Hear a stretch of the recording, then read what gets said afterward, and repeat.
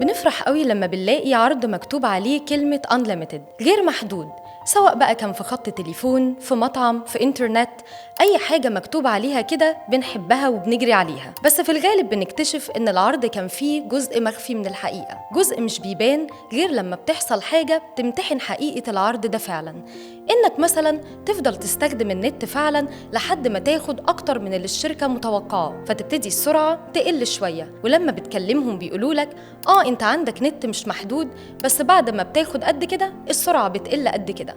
المشكلة الحقيقية مش في كده بقى، المشكلة اننا بنصدق ان كل الناس دول وكل الخدمات دي ممكن يقدموا لنا فعلا حاجة مش محدودة وملهاش نهاية، وتيجي عند ربنا الشخص الوحيد اللي فعلا بيديك الغير محدود ونختار اننا ما نصدقهوش، مع ان خط التواصل مع الله ما بيقطعش في الصحراء، خير الله ما بيخلص ومش محدود.